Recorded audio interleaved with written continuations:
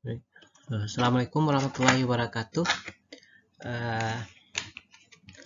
Kita lanjutkan pembahasan kita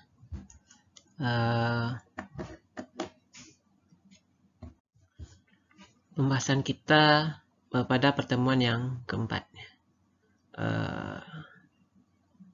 Kalau sebelumnya kita sudah membahas tentang teknik industri, sejarahnya, dan kita juga di pertemuan sebelumnya sudah menyinggung apa objek dari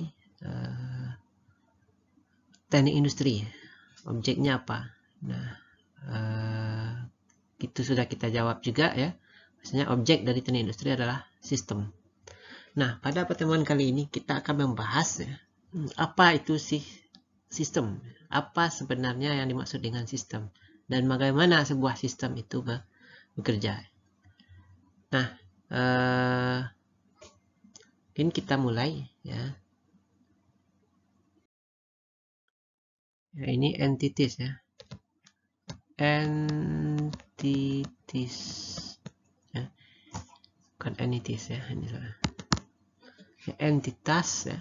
Each with specified and bonded capabilities configured in various combinations that enable specific behavior to emerge for command and control by users to achieve performance-based mission outcomes in a prescribed operating environment with a probability of success.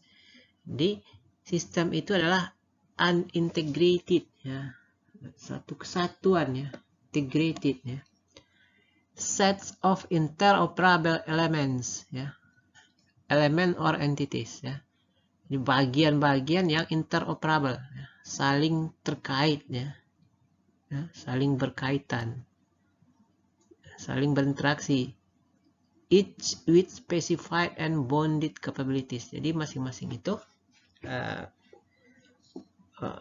masing-masing elemen ya atau entities itu each with specified and bonded, spesifik dan bonded capabilities. Jadi memiliki batasan. Ya. Jadi intinya di sini kalau kita lihat sistem itu adalah integrated set of interoperable elements. Atau ya, secara sederhana kita artikan sistem adalah sekumpulan komponen ya. Komponen ini bahasa lain barangkali dari elemen ya, elemen atau bahasa lain dari bagian ya, bagian.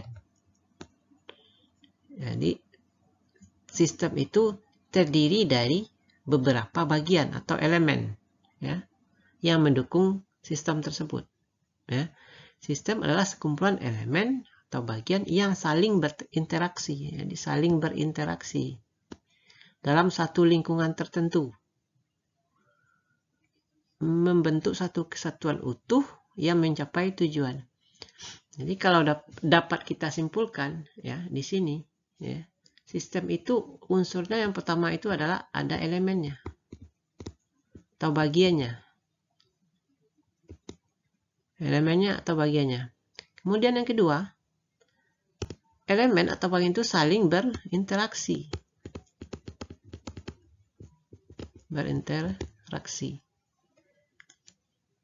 Ya.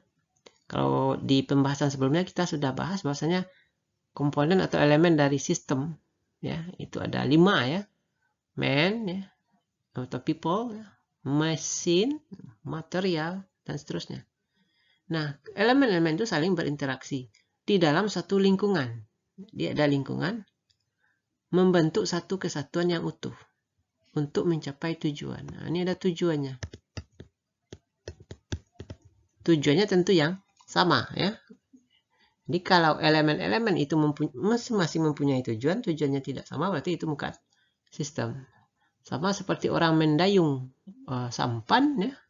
Ada beberapa orang ya, dia punya beberapa orang berinteraksi tapi tujuannya misalnya yang satu mendayungnya ke arah yang berbeda, maka tidak bisa dikatakan sistem. Atau Anda di sebuah kelas ya, ada ketua kelas ya, ada guru, ada ada anggotanya dan seterusnya, di mana elemen tersebut saling berinteraksi, tujuannya sama.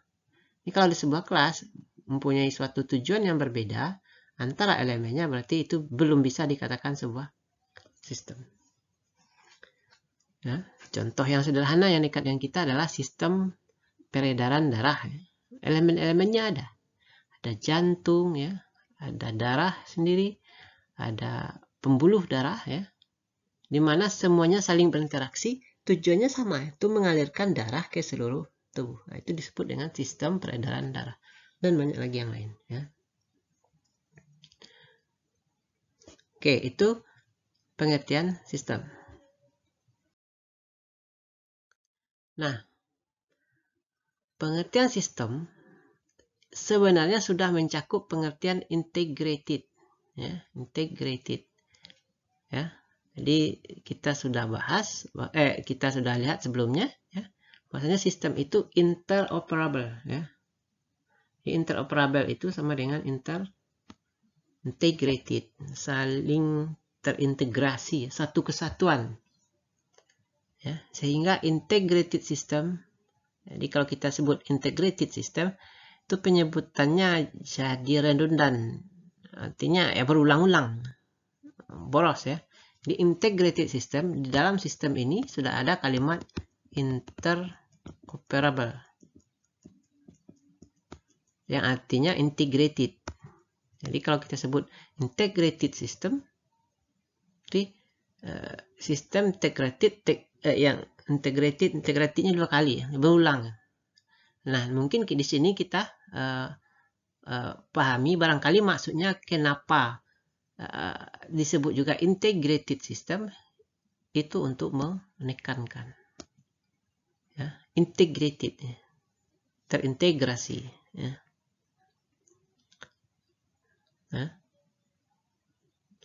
Nah, seperti yang dibahas sebelumnya, ya, keyword dari sistem itu ada tujuan tadi, tujuannya sama, ada elemen-elemennya atau subsistem, kemudian ada interaksi,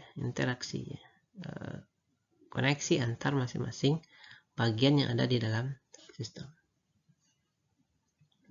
Oke, ini pengertian dasar dari sebuah sistem, ya. Ya. Kalau tadi contoh sistem peredaran darah, itu mungkin bisa kita lihat, ya, fisiknya, ya. Sistem peredaran air, ya. Kemudian, ya, sistem kekerabatan. Nah, ini agak susah kita lihat bagaimana bentuk fisiknya. Jadi sistem itu ada yang bisa kita lihat secara langsung atau memang tidak bisa dilihat secara langsung. Nah, kemudian yang kedua, ya, ada beberapa terminologi yang dapat kita simpulkan dari pengertian sistem tadi. Yang pertama, terminologinya terkait dengan batasan sistem atau boundary, ya, batas. Ya. Apa tujuannya sistem dibatasi? Ya, untuk mempermudah, menjelaskan, dan menstrukturkan masalah. Nah, kalau batasannya tidak jelas, ya, maka kita akan susah menyelesaikan permasalahan yang ada di sistem tersebut. Atau kita agak sulit menjelaskan sistem ini termasuk yang mana saja. Barangkali kita sering mendengar ketika orang berbicara, kita mungkin sering menyelah, ini rasanya bukan bagian dari masalah, ini bukan batasannya, ini tidak masuk ke dalam batasan. Nah, itu yang kita sebut dengan boundary. Ini misalnya contoh, ya, jurusan teknik industri agro, ya, jurusan teknik industri agro, ya, ya. Bisa kita membahas tentang ini permasalahan yang ada di jurusan teknik industri agro. Maka batasan ini dilambangkan dengan lingkaran ini, ya. Nah, ini akan menjelaskan atau membantu kita ketika ada hal-hal ternyata di luar teknik industri agro yang kita bahas. Nah, misalkan lagi ada sistemnya adalah Politeknik Ati Padang. Politeknik Ati Padang. Di mana Politeknik Padang ini kalau kita secara lihat program studinya ada teknik industri agro. Ini Politeknik ini.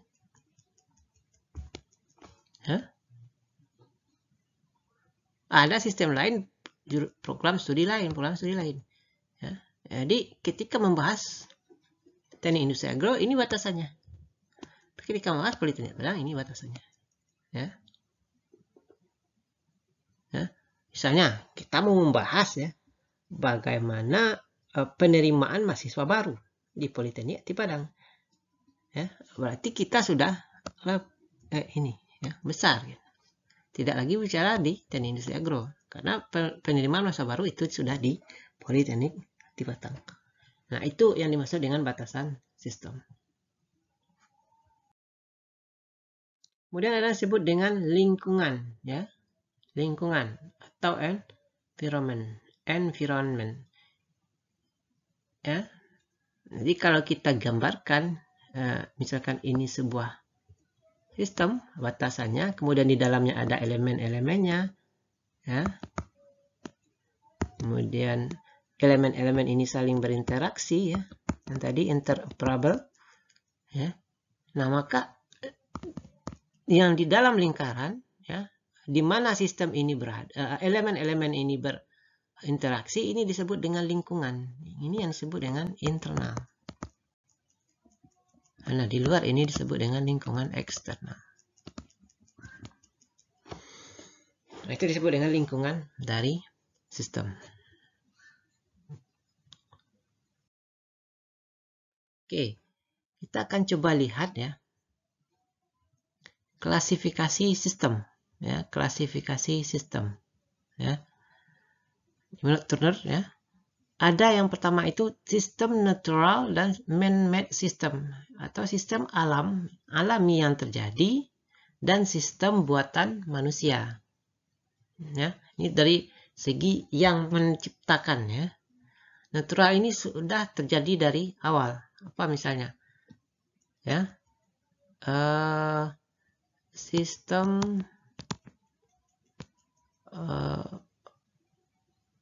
tata surya misalnya.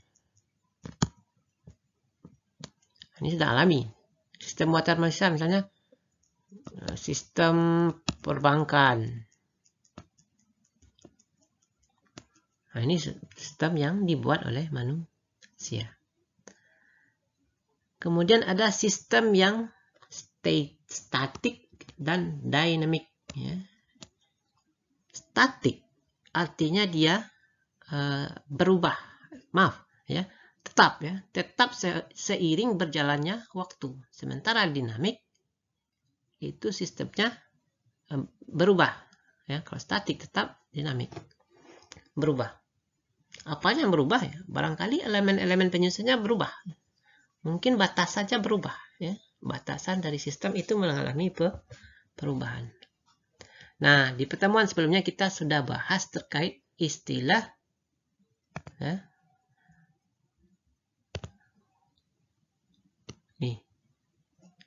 homeostatic system, ya,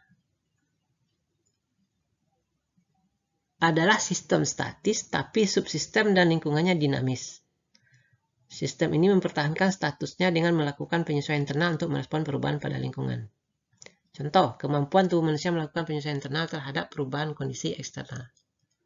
Nah, kemarin kita juga sudah bahas bahwasanya definisi dari teknik industri itu disebut dengan homeostatic system. Kenapa ya?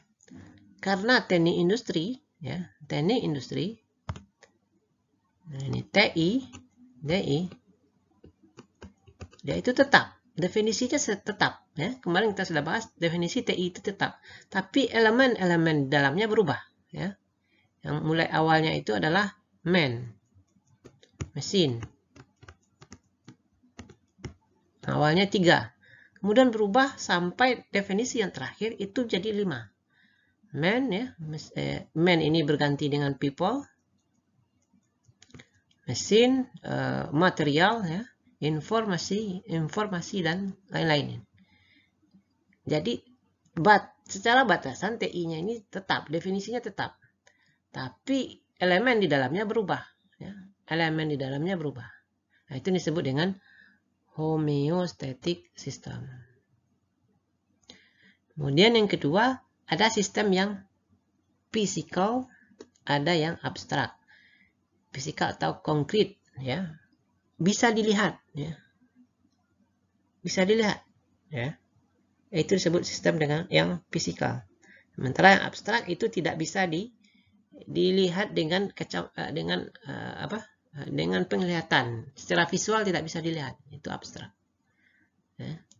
Seperti yang tadi yang kita contohkan, sistem peredaran darah, ya. Ya.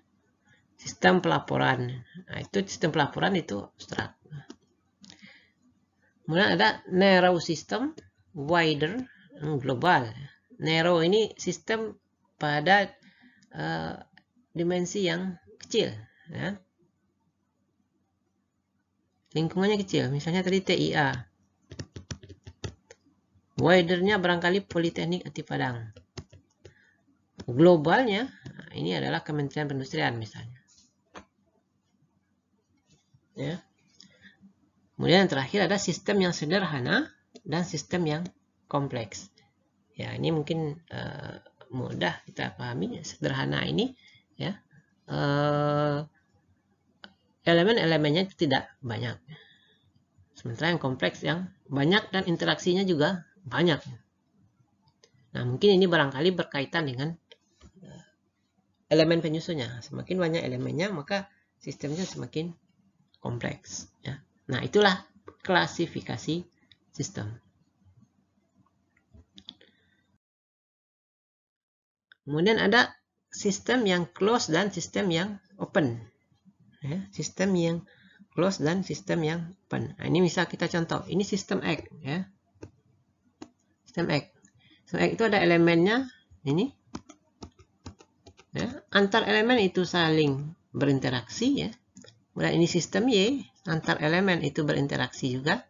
Ini batasan sistem X, ini batasan sistem Y, ya. Ya, ini batasan, ya. Kemudian ini surrounding, ya, lingkungan dari sistem. Nah, ini lingkungan eksternalnya nih, ya. Lingkungan eksternal, ya, ini. Sementara yang di dalam ini yang internal, ya. Kemudian surrounding element, ini adalah elemen yang di luar dari sistem. Nah, ini adalah sistem Z, ya. Ini adalah batasan dari sistem Z yang ini. Nah, di sini dijelaskan sistem X and Y are open system. Jadi X dan Y ini sistem yang terbuka. But system Z is closed system, ya, closed system. Kenapa disebut di sini open? Karena antara elemen di sini dengan elemen ini saling berinteraksi, ya. Kira-kira seperti itu, ya. Istilah atau terminologi closed system dan open system. Jadi antar sistem ini bisa saling berinteraksi. Apa barangkali contohnya, ya, yang open, ya. Sistem pernafasan dengan sistem peredaran darah. Mungkin ada kaitannya, ya. Ya, kaitannya misalnya terkait di paru-paru, ya. Paru-paru. Tapi sistem peredaran darah dan sistem pernafasan itu dalam satu tubuh. Nah, tubuh itu adalah sistem yang tertutup.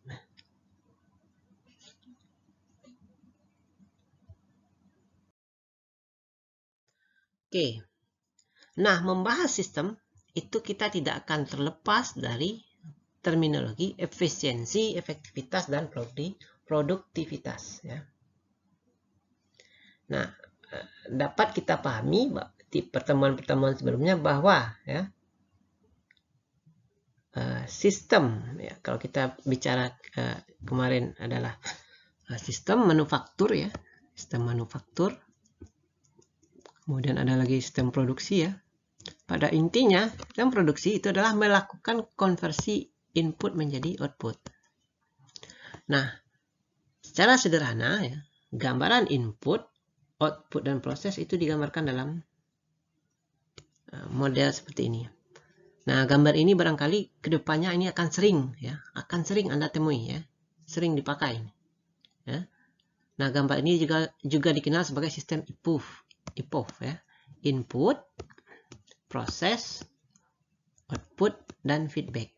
Umpan balik ya. Ya, misalnya ya, apa contoh? Ada bahan ya, bahan diproses, jadinya kue. Nah, kue ini baik, tidak enak, dan segala macam, mahal atau tidaknya ya, itu hasilnya ya, keluaran dari untuk kue ini bisa kita jadikan umpan balik untuk proses selanjutnya ya. Jadi melalui mekanisme umpan balik ya, kinerja proses konversi dapat dievaluasi, yaitu dengan membandingkan output dan input ya. Input dibandingkan dengan output ya, kita bandingkan untuk menentukan kinerja dari sistem tersebut.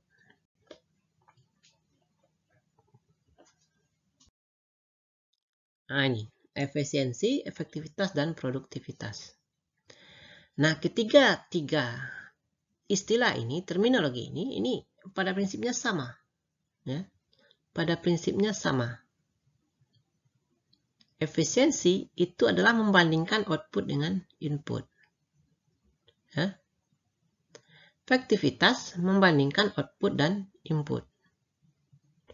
Produktivitas membandingkan output dengan input ya. Bedanya adalah di mana fokusnya ada di mana. Kalau kita membandingkan output dengan input, kita fokus untuk memperbaiki input, itu disebut dengan efisiensi. Tapi kalau kita fokus untuk memperbaiki output, itu disebut dengan efektivitas. Apa contohnya? Misalkan, kalau biasanya kita membuat makanan misalnya dengan 1 kilogram tepung, itu menghasilkan misalnya 10 kue. Ini input, ini output. Efisiensi itu bagaimana kita ya, perbaikannya fokus di input ya. Misalnya, bisa tidak kalau tepungnya ini kita kurangi misalnya bukan 1 kilogram, berarti 0,9 kilo misalnya. Bisa nggak kuenya masih tetap 10? Kalau bisa, itu kita yang namanya melakukan proses efisiensi. Jadi inputnya kita perbaiki ya. Dalam hal ini perbaiki ini maksudnya dikurangi ya, dikurangi untuk supaya maksudnya dikurangi di sini supaya lebih hemat misalnya. Nah, sementara efektivitas itu 1 kilogram tepung 10 kue, kita fokusnya di output, di kue ya. Bisa contohnya ya, kalau tadi 0,9 hasilnya 10 kue, sekarang 1 kilogram bisa enggak hasilnya itu lebih besar dari 10 kue? Mungkin 11. Itu disebut dengan efektivitas.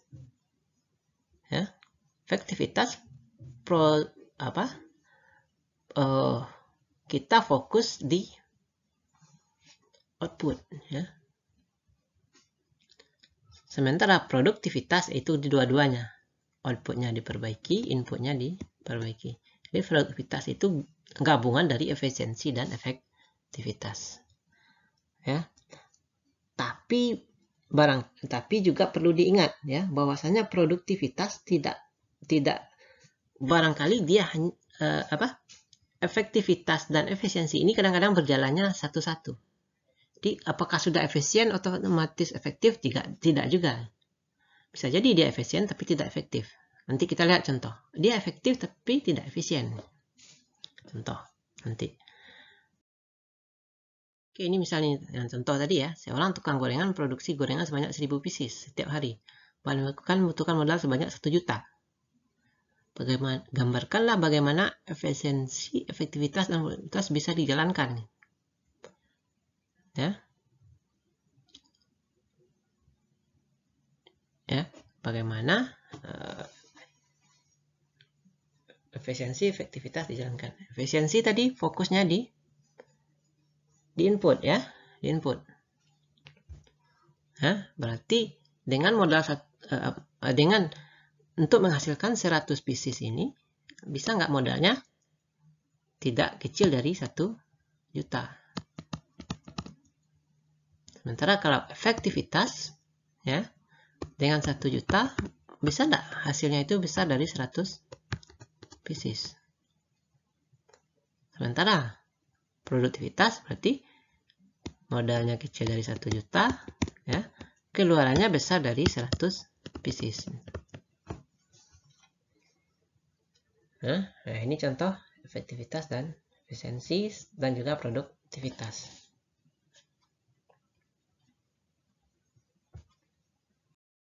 Nah, ini contoh lagi ya, yang tadi saya sampaikan ya.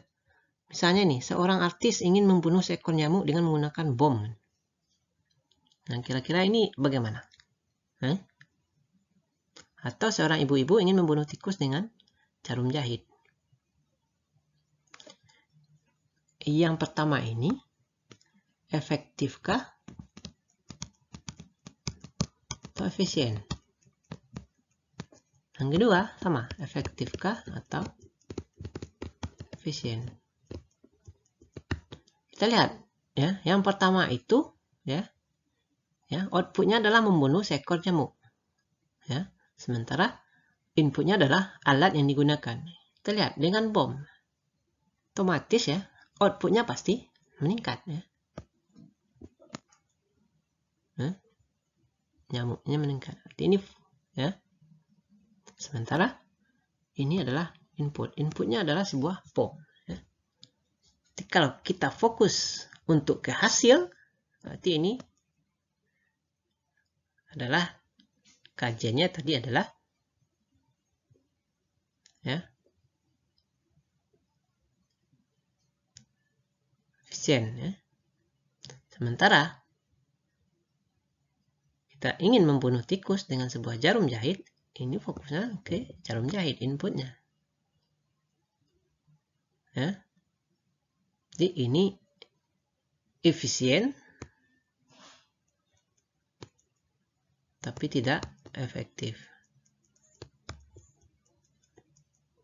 Kalau ini efektif, tidak efisien. Nah, kira-kira seperti itu ketika efektif dan efisien tidak sejalan. Oke, barangkali untuk pertemuan ke-4 ini ya, kita cukup sampai di sini terkait dengan terminologi sistem. Nah, karena ini merupakan objek dari teknik industri ya, Anda harus bisa ya mendefinisikan sistem itu seperti apa. Nah, mungkin penjelasan kali ini tidak terlalu mendalam ya. Silakan Anda tambahkan referensi Anda, pengetahuan Anda dengan membaca sumber lain yang relevan terkait dengan sistem. Di sistem itu di teknik industri sebagai objek barangkali susah kita menggambarkan, makanya di perkuliahan yang sering digunakan adalah ya menggambarkan sistem itu dengan sistem manufaktur sebagaimana yang kita pelajari di pertemuan-pertemuan sebelumnya. Itu saja dari saya. Terima kasih. Assalamualaikum warahmatullahi wabarakatuh.